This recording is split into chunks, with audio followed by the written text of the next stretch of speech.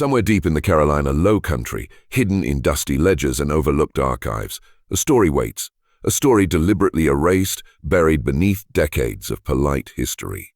It begins not with violence, but with a quiet observation, a calculation made by a man who had spent 38 years watching power operate and learning every secret it held. His name was Joshua Fletcher. By 1847, Joshua was more than a man.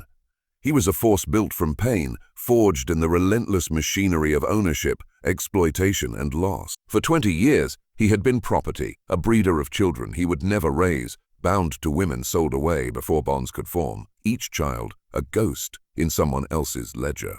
Yet in the shadow of that suffering, a mind had grown, an understanding of the mechanisms of control so precise it could reverse the roles, turn masters into subjects, and make the powerful feel the helplessness they inflicted. Riverside Plantation stretched across 2,000 acres of prime lowland, ruled by Grantham III, a man who believed in breeding humans as he bred rice, calculating futures like cattle, unaware that one of his specimens had been learning everything. That year, Joshua would pull the lever that no master imagined existed, rewriting power itself in silence. By the spring of 1847, Riverside Plantation was a kingdom of unspoken terror disguised as order. The fields shimmered under an oppressive sun, the air thick with humidity, the laborers moving like ghosts tethered to invisible chains. Joshua Fletcher walked among them, unremarkable to the untrained eye, his massive frame blending into the rhythm of work. But every step, every glance held calculation. He had watched Grantham III and his sons for decades, noting the arrogance, the entitlement, the belief that power was inherent to blood and wealth. He had catalogued weaknesses as meticulously as they had catalogued human traits in their ledgers: impulsive pride, fragile egos, a hunger for control they assumed inviolable. That knowledge became a weapon. When Joshua requested an audience with Master Grantham, it seemed a trivial petition, a man bringing a suggestion about a property management.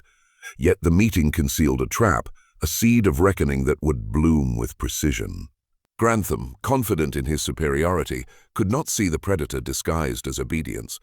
For Joshua, 20 years of forced compliance had taught him one immutable truth: power is only real when the oppressed fail to understand it. He had understood, and now he would apply it, turning the very machinery of slavery into an instrument of psychological torment, one that would crush the sons of the master as thoroughly as the system had crushed him. On the morning of April 3, 1847, Joshua Fletcher approached the overseer with a request that seemed ordinary. He wished to speak with Master Grantham about a property management. No one suspected the weight behind those words. By evening, in the dim glow of the plantation office, Joshua stood before Grantham III, measured, composed, speaking with the clarity of a man who had lived every lesson of cruelty and compliance. He did not rage, he did not plead. He outlined observations about the breeding program, suggesting ways to increase productivity, stabilize lineages, and maximize the wealth hidden in human flesh. Grantham, intrigued by the uncommon intelligence of a man he believed incapable of such strategy, leaned in.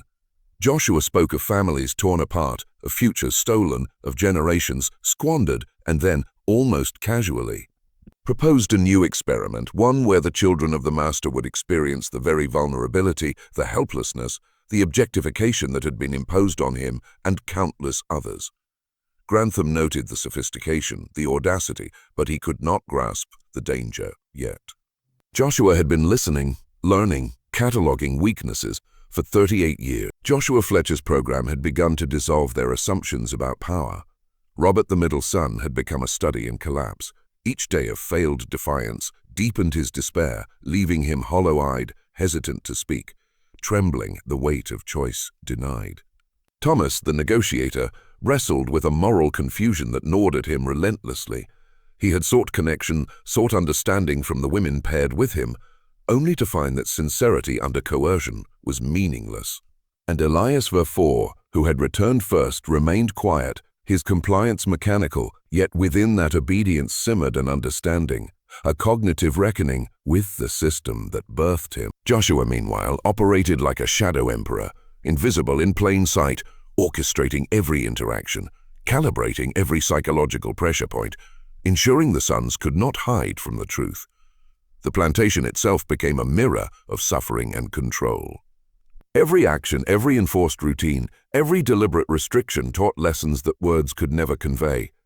By this point it was clear.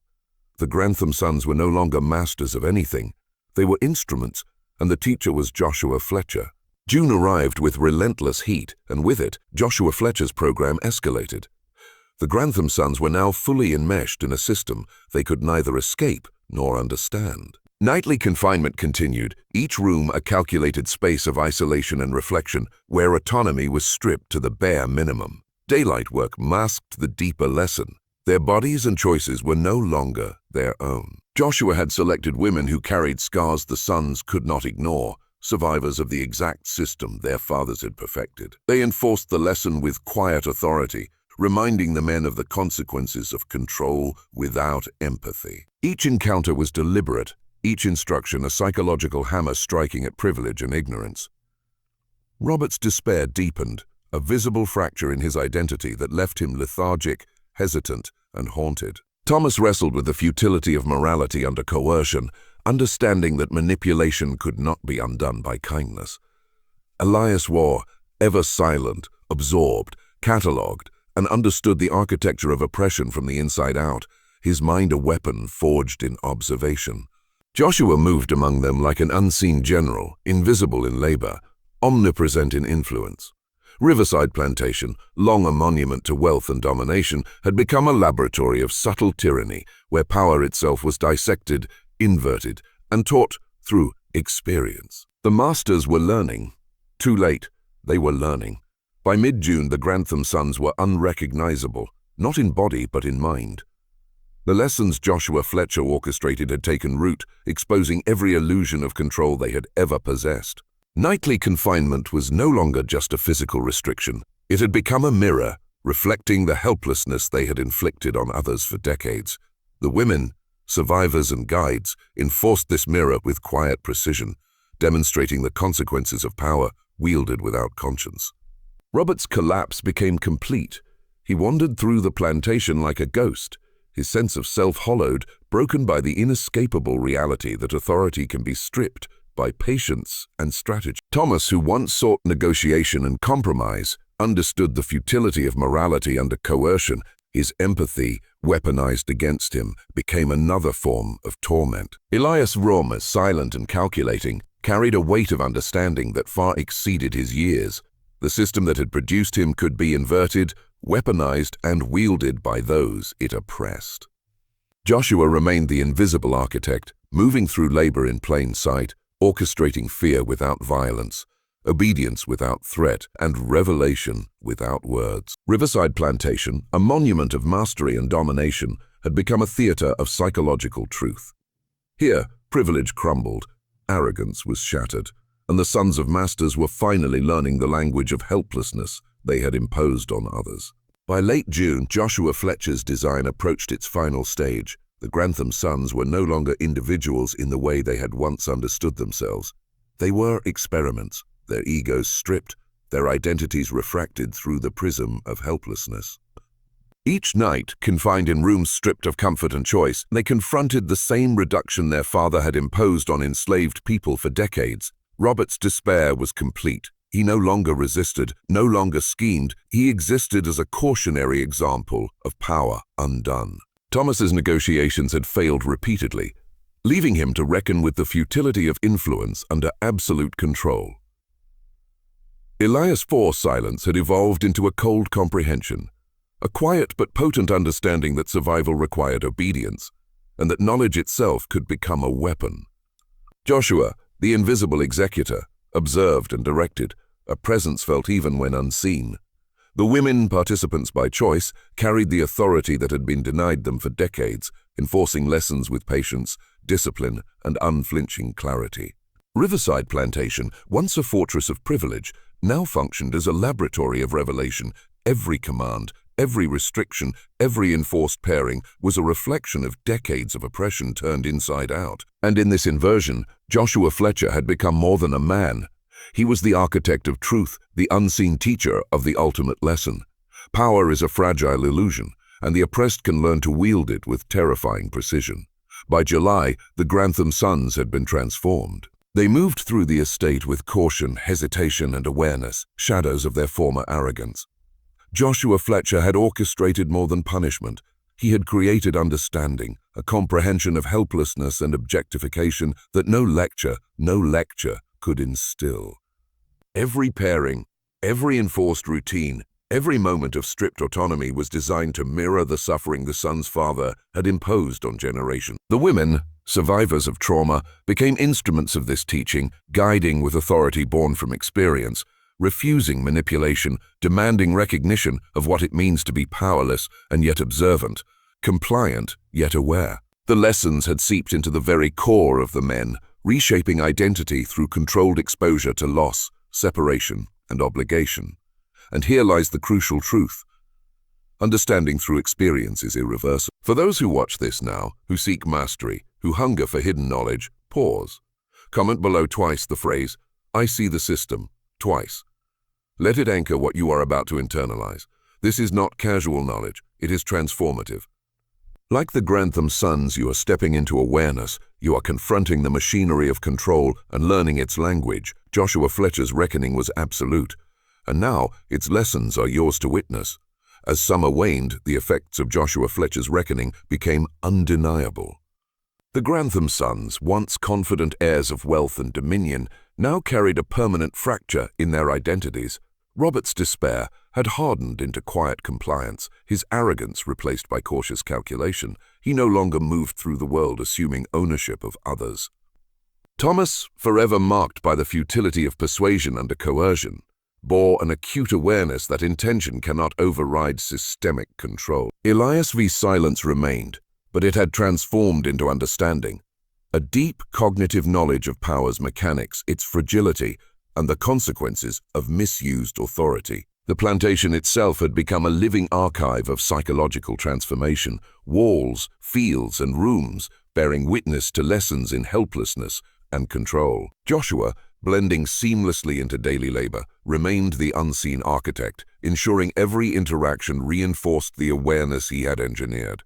No one outside the plantation suspected the revolution that had occurred in plain sight.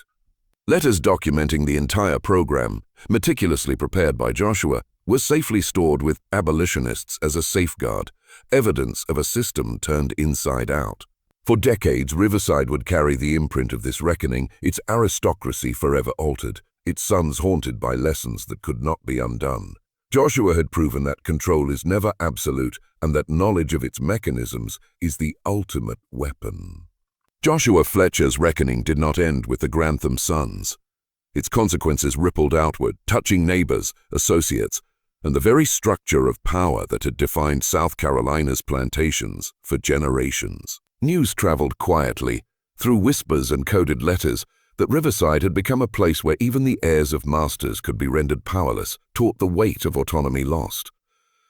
Other planters, sensing an undercurrent they could neither see nor fully comprehend, grew uneasy. The illusion of invulnerability, the belief that wealth, lineage, and privilege guaranteed control, was shattered, though few dared speak of it aloud. Joshua's letters, entrusted to abolitionists in Philadelphia and Boston, created a failsafe, evidence that could destroy the carefully curated image of aristocracy if the program were interrupted or threatened. Within the estate, the psychological architecture remained intact. The Grantham sons carried permanent awareness, a quiet terror, an understanding of the mechanics of control. Joshua himself faded into routine labor, invisible yet omnipotent, a man who had turned oppression into pedagogy. Riverside Plantation, once a fortress of unassailable power, became a symbol. That knowledge and strategy, even from those deemed property, can invert hierarchy, subvert tradition, and expose the fragility of the systems built on fear. Joshua Fletcher had demonstrated one immutable truth: mastery of the mind surpasses mastery of wealth, and the oppressed can always become architects of reckoning. By the time the leaves fell in 1847, Riverside Plantation had been forever altered. The Grantham sons, once heirs of unquestioned dominion, moved through the estate like men who had glimpsed the machinery of their own oppression and could never unsee it. Robert, Thomas, and Elias IV carried invisible chains, less of iron than of understanding, an awareness of helplessness and power inverted. Joshua Fletcher, whose body labored in the fields by day and mind orchestrated the reckoning by night, had become more than a man. He was the architect of truth, the invisible executor of justice, and a reminder that knowledge and strategy outweigh brute strength or wealth. Letters sent to abolitionists ensured that even if Riverside had tried to erase these events, proof would survive, a shadow of accountability, a record of inversion. The plantation itself remained, but its hierarchy had been destabilized at the core. Joshua had demonstrated a law older than slavery itself. Systems built on fear and control are fragile, and understanding them allows the oppressed to become arbiters of destiny.